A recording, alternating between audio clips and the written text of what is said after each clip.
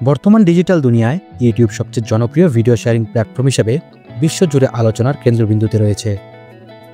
2005 সালে প্রতিষ্ঠার পর থেকে এটি শুধু বিনোদনের মাধ্যম নয়, বরং তথ্য, শিক্ষা, ব্যবসা ও রাজনীতির অন্যতম শক্তিশালী হাতিয়ার হয়ে উঠেছে। প্রতিদিন প্রায় 2 বিলিয়নেরও বেশি ব্যবহারকারী ইউটিউবে সক্রিয় থাকে।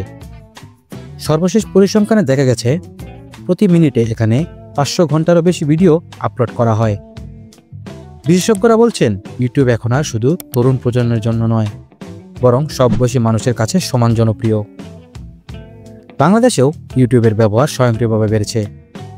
সঙ্গীত, নাটক, সিনেমা, খবর, এমনকি শিক্ষা বিষয়ক কন্টেন্টেও ব্যাপকভাবে প্রচার হচ্ছে এই মাধ্যমে। ইউটিউব ক্রিয়েটররা কন্টেন্ট তৈরি করে কেবল জনপ্রিয়তা পাচ্ছেন না, বরং তারা আয়ও করছেন।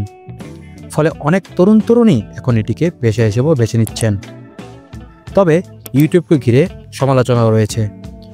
ভুয়া খবর, অপপ্রচার ও অনুপযুক্ত কন্টেন্ট অনেক সময় সমাজে বিভ্রান্তি ছড়াচ্ছে বলে অভিযোগ ওঠে।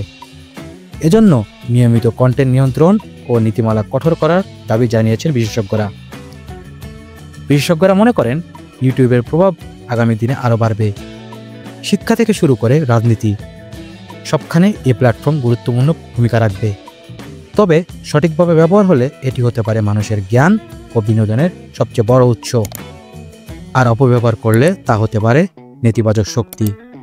তাই আমাদের সকলের উচিত ইউটিউবকে সঠিকভাবে ব্যবহার করা। ডেস্ক রিপোর্ট, খবরের দেশ।